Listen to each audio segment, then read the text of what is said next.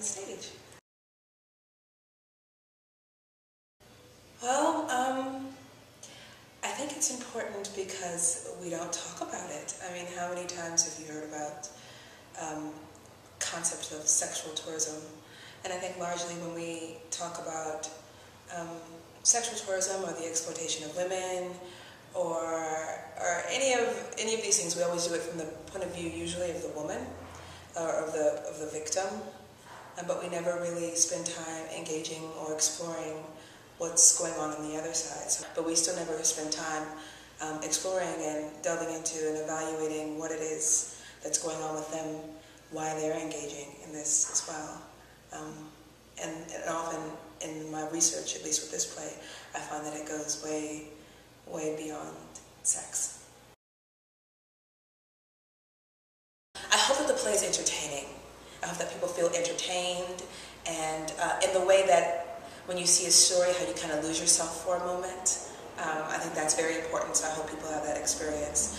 But I hope that the play haunts them, and I hope that it infiltrates their mind the way that all good stories do, and they use them as a point of reference when they're talking to their friends, as though they actually went through it when really they didn't, they just saw a play.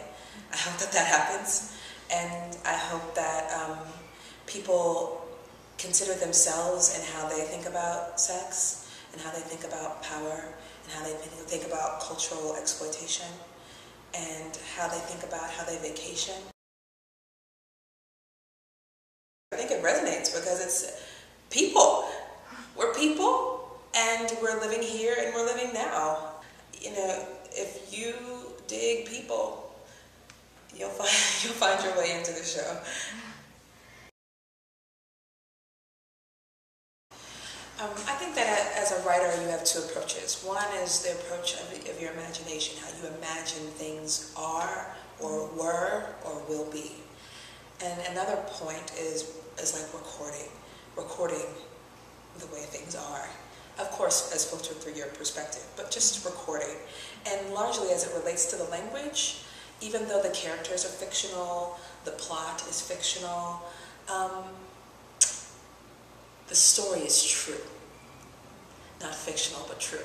And to accompany that truth, we need that language, because it's a part of that truth. It's not meant to be offensive, and it's also not meant to be like vulgarity for like shock's sake, like exhibitionism or anything. Like, I think that it's true and appropriate.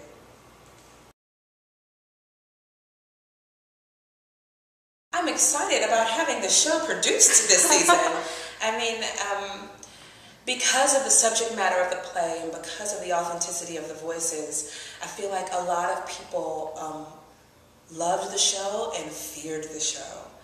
So when you run into a company like Luna Stage, who respects their audience and who knows their audience and who doesn't necessarily pander to the baseness of their audience, but always offers them a diversity of voices, that always tries to represent the world in which we live, past and present, future even.